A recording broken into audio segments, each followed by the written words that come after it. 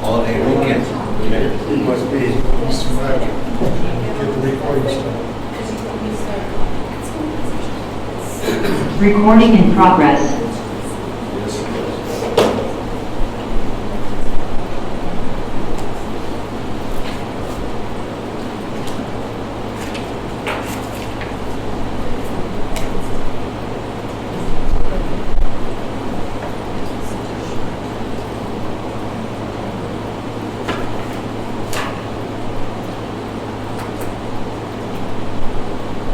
Well, good morning, everyone. It is 9 o'clock, Tuesday, September 6, 2022. We want to welcome all of you to the regular Board of County Commissioners meeting. Commissioner Luis Lopez, would you please give us an invocation? Heavenly Father, we thank you for this day, for bringing us together to do your Lord's word. And Lord, we ask you to keep an eye on our children as we enter into the school year, and please keep them safe going and coming from and to and from school, as well as our educators of our community in doing their job of taking care of our children. In your name we pray. Amen. Commissioner Tony Haskell, please give us some pledge of allegiance. Pledge allegiance to the flag of the United States of America and to the republic for which it stands, one nation, under God, indivisible, with liberty and justice for all. Thank you, gentlemen. Roll call, Mr. Vargas. Commissioner Luis Lopez. Here. Commissioner Hess. Here. Commissioner Felix Lopez. Here. Item on the approval of agenda. Do we have any changes to the agenda? No changes to the agenda, Commissioner. Thank you, sir. I'll entertain a motion. Move for approval of the agenda. Second motion. Commissioner Luis Lopez. Yes. Commissioner Hess. Yes. Commissioner Felix Lopez. Yes, in item 2A, consideration of minutes. We don't have any minutes at this time, so let's go to section 3, reading of correspondence, commissioners, committee reports. Commissioner Luis Lopez, would you like to go first? Yes, thank you, Chairman. On August 26th, we held our front range passenger rail meeting. It was quite short this time.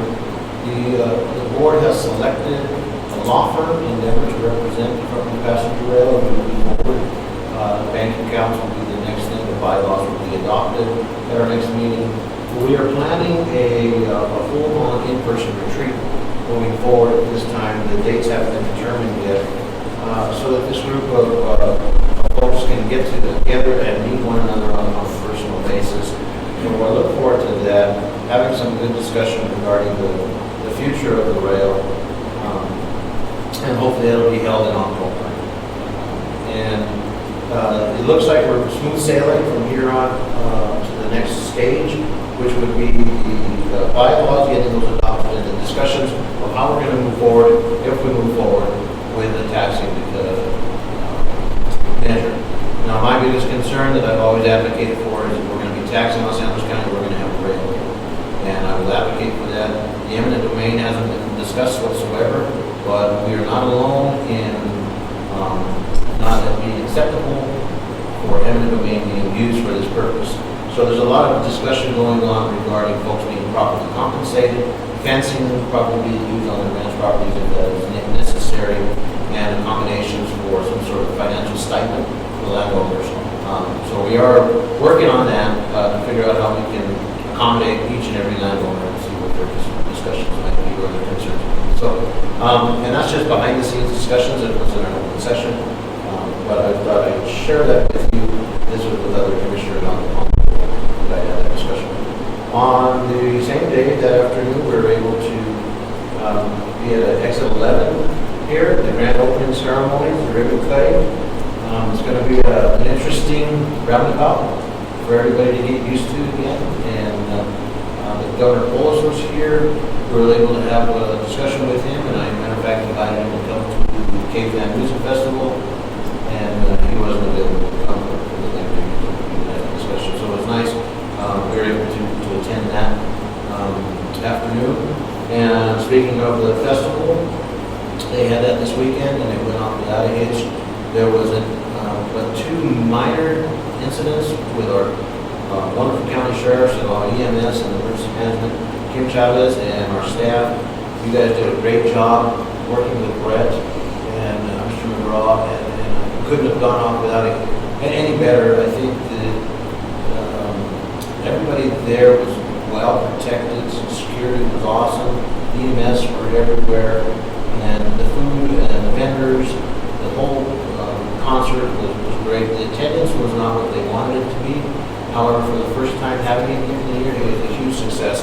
And you get to hear fellow musicians all day long for 2 days in a row. It was very exciting for me, and also for some of my friends and family who come to visit some of those folks. So that was a highlight for my weekend.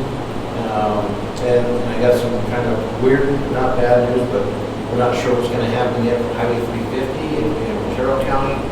CDOT is planning some bridge closures for repairs and rebuilding to the tune of a stretch of 21 days on one particular bridge. So I've had some conversations with CDOT that that's not acceptable, and we're working out to find a conclusion to the situation of an alternate route there in Ontario County with their commissioners.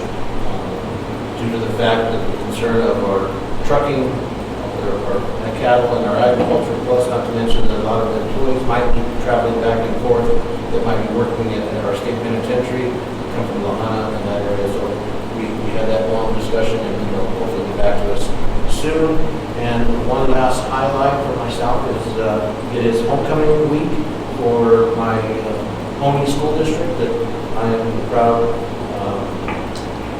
commissioner for that district, and very proud father that my daughter was elected to the homecoming court. So with all the meetings we got packed in this week, I'm going to be tired, plus all the homecoming festivities we got. So that's my report, Commissioner. Thank you, sir, and congratulations to you, your family, and your daughter. It is about the children, and when it's behind 100%. So, Commissioner Tony has. On August 17th, the RADFest had a meeting there at the city chambers, and basically it was to find out what everybody needs, from trash to vendors to where it's going to start, where it's going to conclude, and there was some discussion about farm to table and having some kind of a meal and festivity after the race, and possibly a dance after the race, street dance. So they were in just the logistic period of this now, trying to put together. On August 18th, we had the transportation meeting, and I was on that meeting. And like Luis Lopez said, I had the same concerns when I heard that this Region 2 Bridge Bundle project, there's 17 structures in the southeastern Colorado that are scheduled to be rebuilt. And 8 of those projects are on Highway 350. And they're going to start with the 3 bridges closest to Timpus. And with the start date around the 20th of September, concluding on the 20th of October and concluding on the 18th of November. And there would be a total closure of 350, according to them. And this is what got my happens as did you, is that they said that there would be a total closure of Highway 350 for 21 days to address those 3 bridges. And I told them, you realize that our agricultural producers, that's usually the period when they haul their cattle to the market in the land.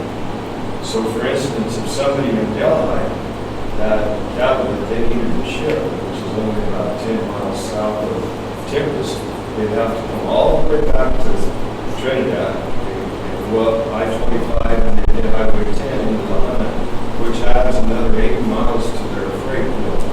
Or they can go all the way to 160 down here at Bushwick Junction, go to Kim, and then up 109, and that would add 110 miles to their freight bill.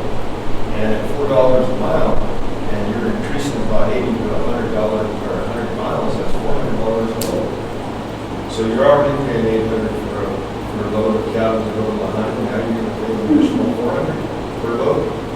Yeah, that was a huge concern of mine, because I used to live at Thatcher's. They told me they would take my concerns into advisement, and we'll see what happens. I told them at least make make a detour around the bridge out into the pasture. I imagine that the people that order those bridges would understand and would allow them to do that, so that at least we can get the trucks around there and save on that freight. On August 24th, the USDA, the Rural Development and Ambulance District, met at the new building, used to be Valcom, and I got to go for a tour of the new building, and we really have quite a facility when they get finished. It was an honor to be there. People from USDA were there, our district manager, I can't remember his name, he was here. And then on August 25th, in the afternoon, met with Katie Greenberg, and this is a meeting that's hosted monthly by CCI, and it's developed to for the ranchers and for Katie Greenberg to stay informed on initiatives and project updates and programs and policies that would affect agriculture in Colorado. And we get to have dialogue with the leaders from Colorado, and it's been very beneficial in my point of view to have these meetings with her. And like Luis mentioned, we were at the ribbon cutting at Exit 11. That's all I'm going to say about that. And then on the 27th, I got an invite from Deputy Stevens to attend his baby shower. He's going to have it. So that was there at the fairgrounds. On the 30th, our SHAC, the Soil Health Program, met. That's the state appointment that I got. They talked about the State STAR program. There's $2 million in recovery, and there's 17 conservation districts that are already involved in it, and 130 individuals that want to participate, so producers that want to participate. There's 3 programs that they can be eligible for, and they have different qualifications for each program. Let's see.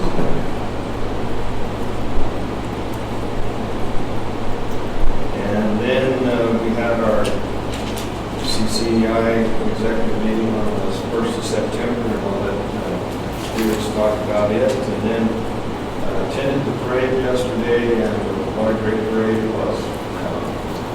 We had delegates that were there to represent different people that are running behind the column and one of them. And it was a great turnout for the parade, and I just want to put some kudos out there to the Burr family, who were the grand marshals of the parade, and their involvement with the Trinidad Roundup Association and the rodeo and the parade. I don't believe that it would come off if it wasn't for the 3 Burrs that have been involved in it for over 20 years. So kudos to them for being the grand marshal. That's my report. Thank you, sir.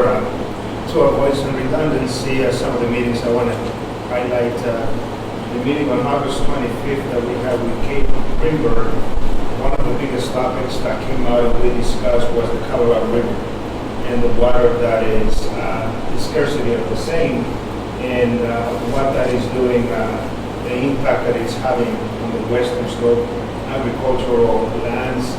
And one of the reminders that all commissioners that were on the phone call, we reminded Kate Greenberg to work with the Water Congress and everyone to remind them that Colorado first.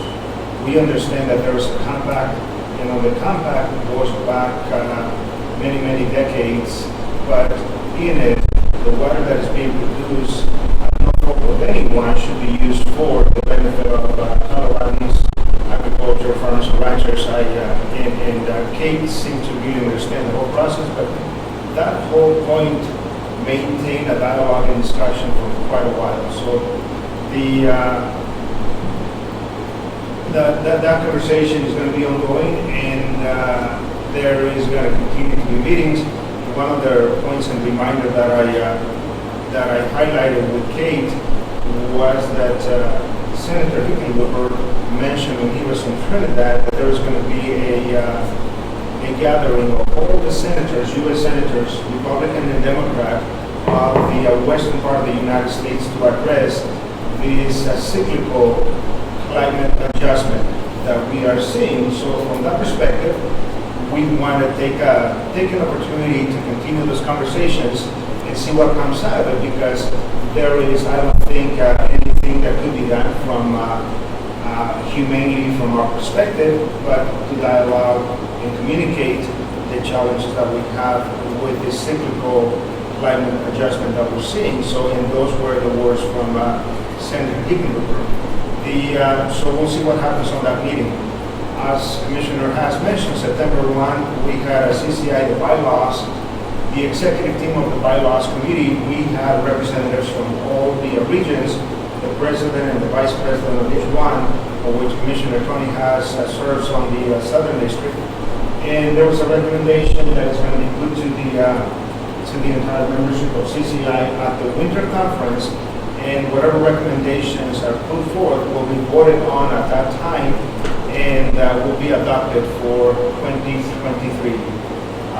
One of the highlights I want the community, we're going to host the Southern District CCI meeting here in Las Animas County at Trinidad State College, and we are going to be having probably 40 county commissioners from all the counties that are member of this region, and that's going to happen on this Friday. So if the team is willing, Las Animas County, stop by and say hello to some of the commissioners from the San Luis Valley all the way the eastern part to include Pueblo, Huérfano, and all the way to the Kansas border. So we're going to have a big meeting, and in it we're going to talk about what's happening in the county and where do we go as we prepare for the legislative session on 2023. The one more meeting I want to highlight on the same day, August 25th, the Las Animas County Health Department held a presentation in Walsenburg on the opioid, how to address the opioid pandemic, as well as what's happening with our communities, and a lot of presenters, great information, some of the addictions, and what are going to be the next steps.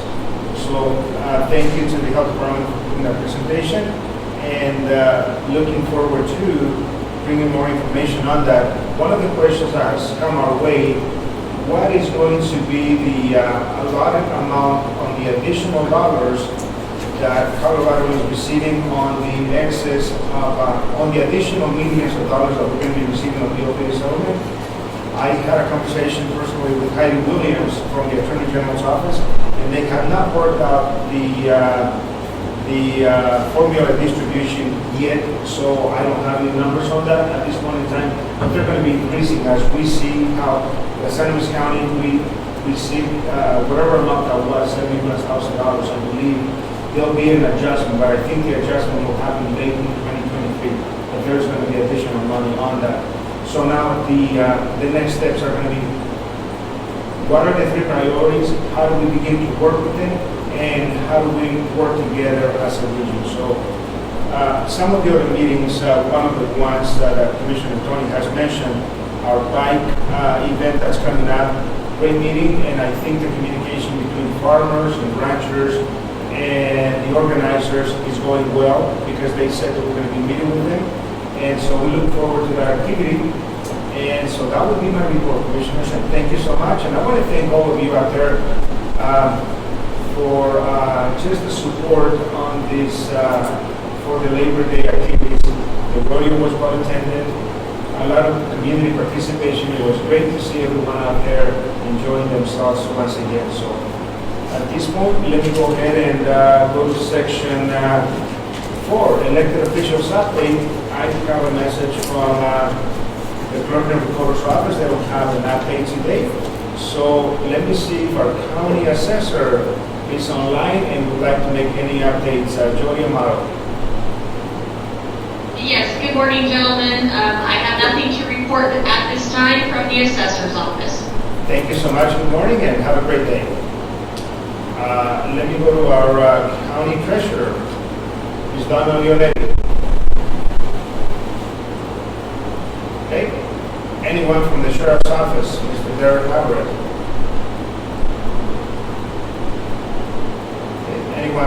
District Attorney's Office, Henry Solano. Any updates from the coroner, Mr. Junior Berger?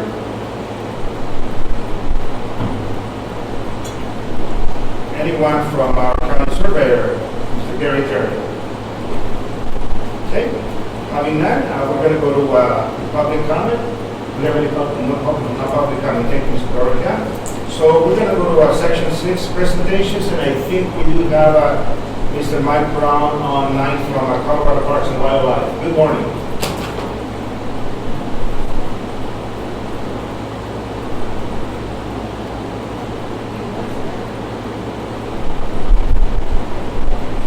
It looked like he was driving, so I wonder if he wants. Okay.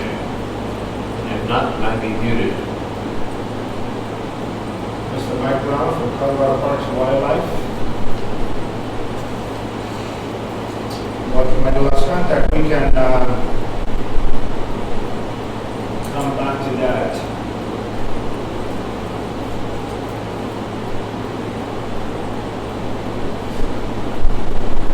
Do you have any communications from Mr. President?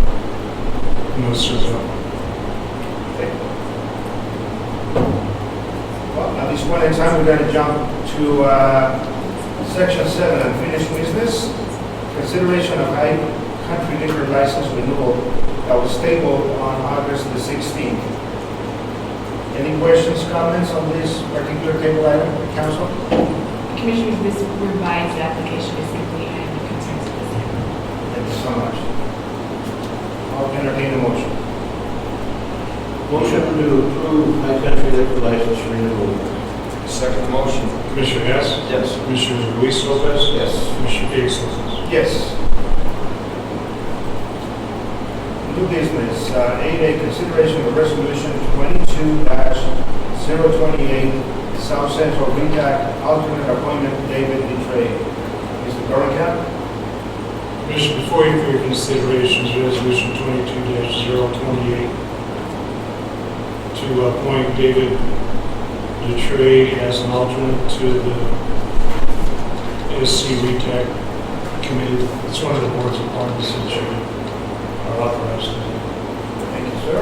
Any questions, any discussion, commissioners? Otherwise, Mr. Dorica, would you please read the resolution? Resolution, Board of County Commission, Los Angeles County, Colorado, making an appointment of representation to the Southern Colorado Regional Emergency Trauma Advisory Council, resolution number 22-028. Whereas regional emergency trauma advisory councils were authorized by legislative action for the purpose of planning for emergency medical needs on a regional basis throughout the state of Colorado, and whereas Southern Colorado Regional Emergency Trauma Advisory Council, SC RETAC, was created to provide for planning and coordination of emergency services, medical services within 5-county region, including Los Angeles, Fort Worth, Pueblo, Fremont, and Custer counties. And whereas each member county of SC RETAC provided 3 representatives and 3 alternate representatives to its board of directors for the purpose of conducting the business of the SC RETAC, and whereas a vacancy exists in the alternate representatives of Los Angeles County on the SC RETAC board of directors, and it is deemed appropriate and necessary that full membership be maintained to ensure that the interests of Los Angeles County are sufficiently represented, and to provide for sufficient attendance of representatives necessary to constitute a quorum at meetings to conduct the business of SC RETAC board of directors, and whereas Los Angeles County solicited letters of interest to fill this alternate representation, whereas the Board of County Commissioners unanimously voted to fill this position at its regular meeting held on August 2nd, 2022. Now therefore be resolved by the Board of County Commissioners of Los Angeles County, Colorado, that 1, the Board of County Commissioners hereby affirms the appointment of Mr. David Dutray to this alternate representative position.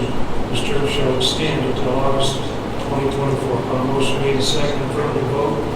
This resolution was adopted the 6th day of September 2022 by the Board of County Commissioners of Los Angeles County, Colorado, followed by your signature. Thank you, Mr. Dorica. If there is no additional questions, I will entertain a motion. For approval of resolution 22-028, Southern Colorado RETAC alternate appointment to David Petrillo. Second motion. Commissioner Luis Lopez? Yes. Commissioner Hess? Yes. Commissioner Kingston? Yes, thank you. 8B, and we'll come back to kind of finish the section. 8B, a discussion and consideration of lease RE Lake Glory, Mr. Dorian. Commissioner, before you for your consideration is a letter from Mr. Brown with the Colorado Parks and Wildlife regarding, I think that's what's along with the presentation as well. I Oh. think you wanted to do the presentation first. I believe that's appropriate. So let me call Mr. Brown. Please come out to the podium and Will, I think if we have any questions, you can do both the presentation and we'll take a look at the letter for the. Good morning. Good morning. So I don't think I know any of you, but I'm Mike Brown, I'm the new Area Wildlife Manager for Colorado Parks and Wildlife here out of Area 11. Prior to my appointment as an Area Wildlife Manager, I was a District Wildlife Manager in Walsenburg, Levita District, as well as Ryan, Colorado City District for years. Blessed to be in the area, blessed to be in the region. And recently, after me being hired as the new Area Wildlife Manager, we restarted negotiations with the City of Raton to re-up our lease with Lake Dorothy State Wildlife Area. So we don't own that property in fee title. Going back to 1980, we've actually had a lease with the City of Raton for that state wildlife area. And administratively, even though we don't own the property, we lease it to try to provide high-quality recreation, fishing, hunting, outdoor viewing, wildlife watching, picnicking, hiking, and all that sort of thing. So this last year, the lease expired with the City of Raton, so we're working on renewing that. They've upped their amount in terms of what we're paying for that. Anytime we exceed $100,000, we need support from the local county as well as the Capital Development Committee at the state legislature level to receive that.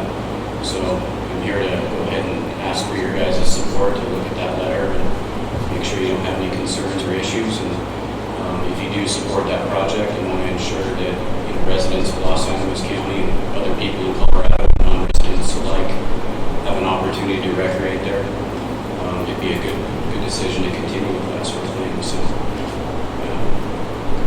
great project. Well, first of all, thank you so much and welcome to the area. Is what counties?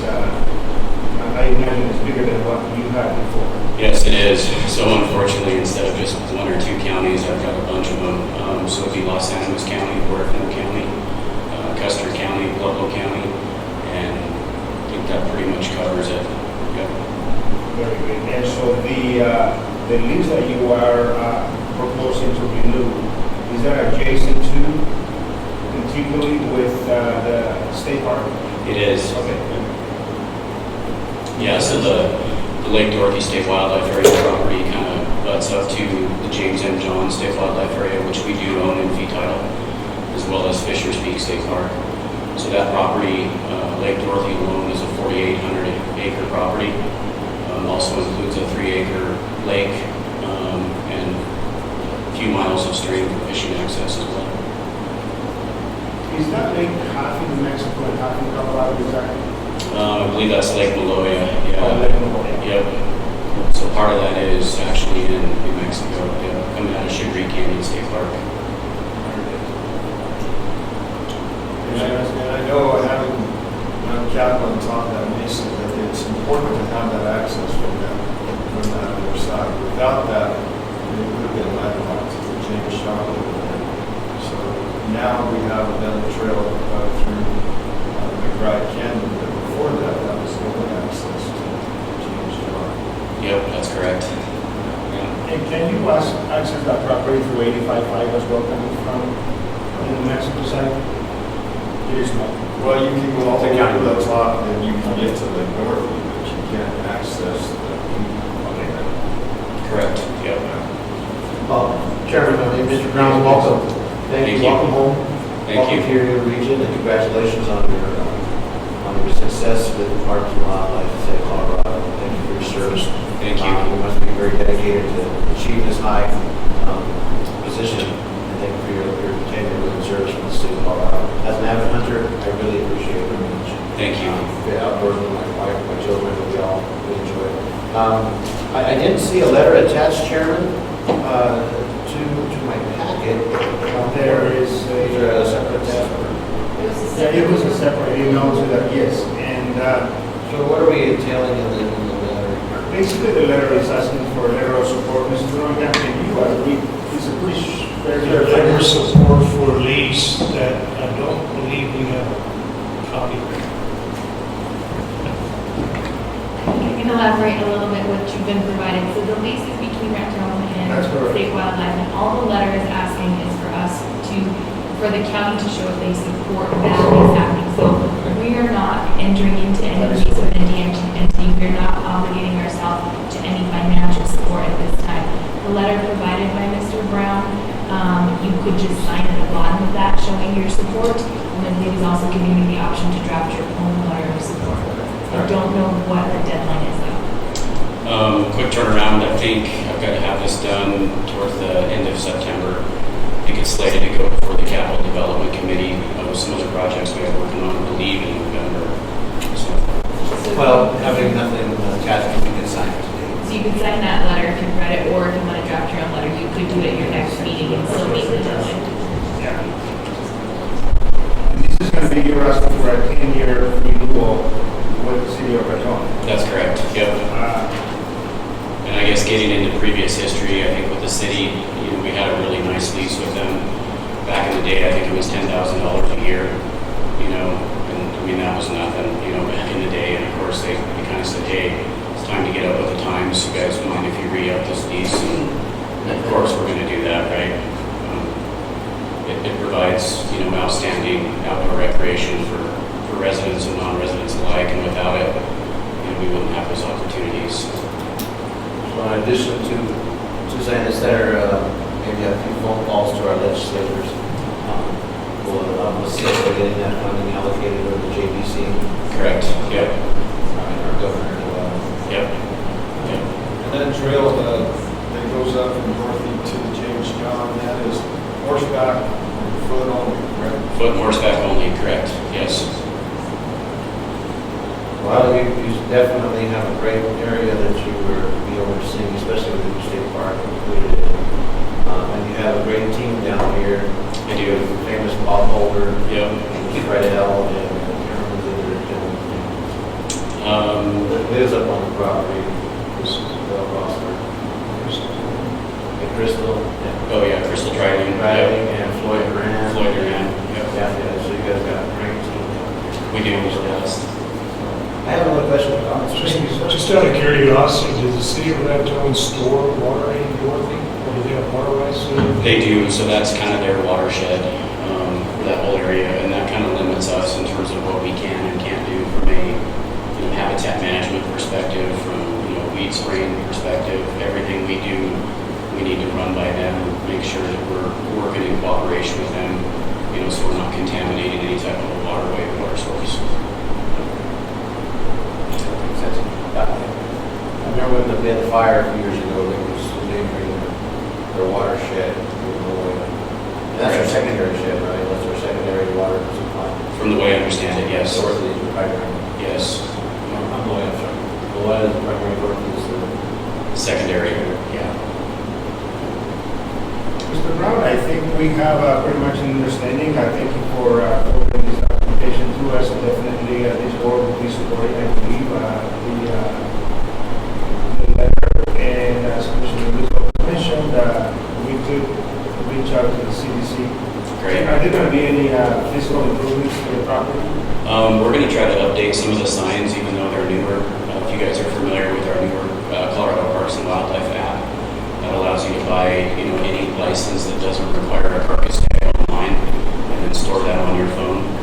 So we'd like to see if we can get that updated on some of our new signs, as well as some maps for the area. I think there's been some confusion if you're coming down the county road, just as you leave, Lake Maloya, and you're getting into the property.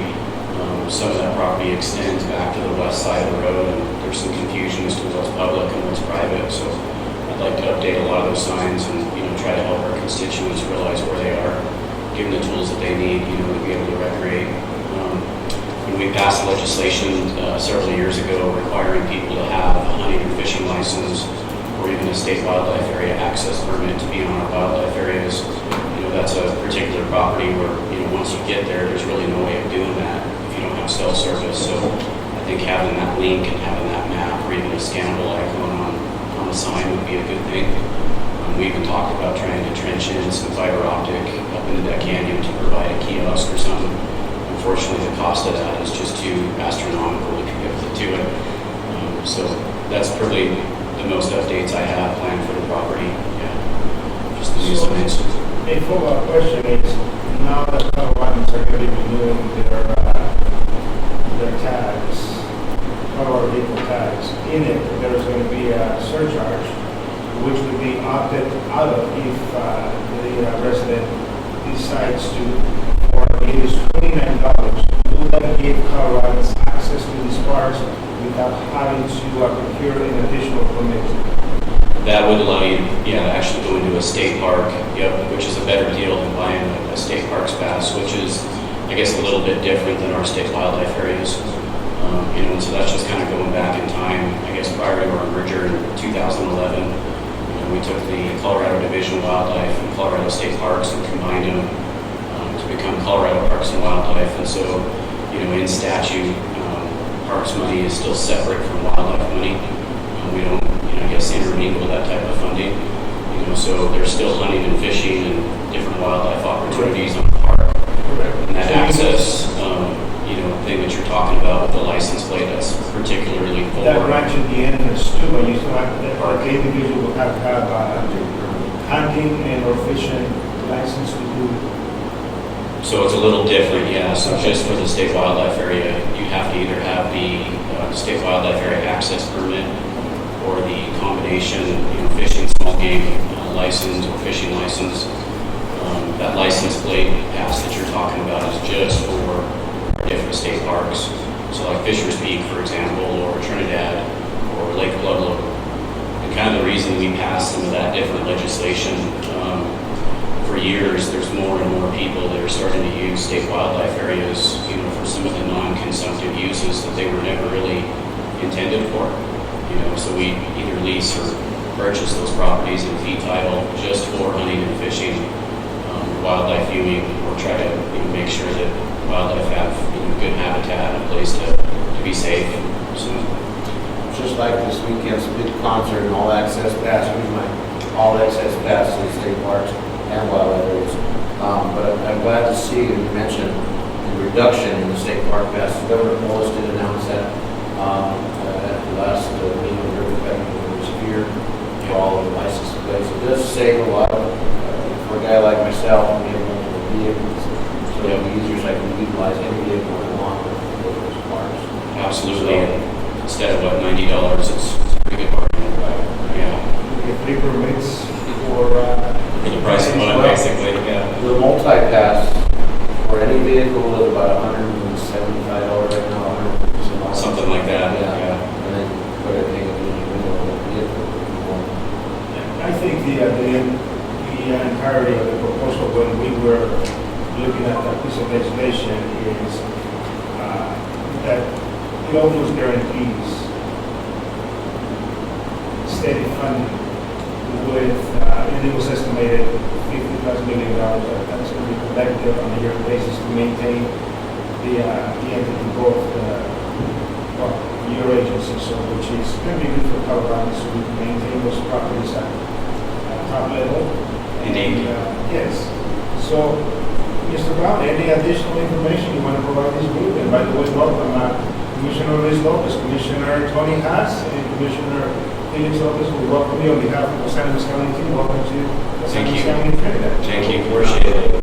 Not related. Thank you for your time. Thank you for your consideration. My apologies for my late attendance. I was thinking I was going to be able to get down here in plenty of time.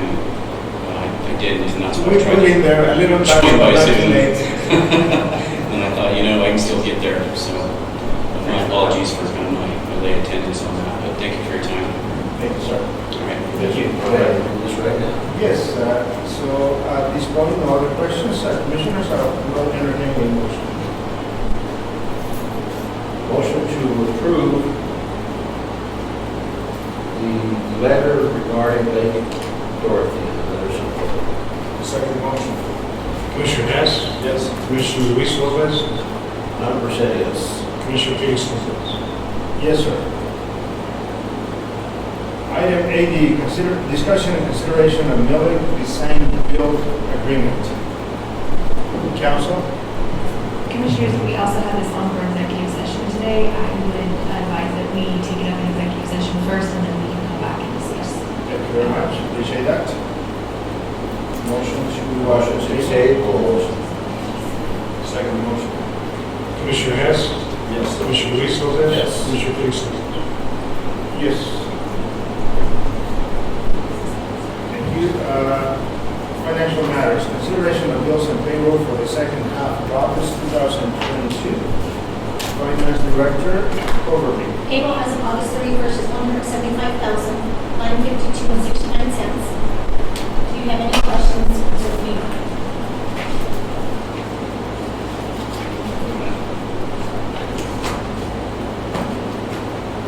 Bills paid on August 17th, $202,605.71. Then there, $107,000 for a bottom dump for road and bridge was purchased. Bills paid on August 24th, $107,628.86.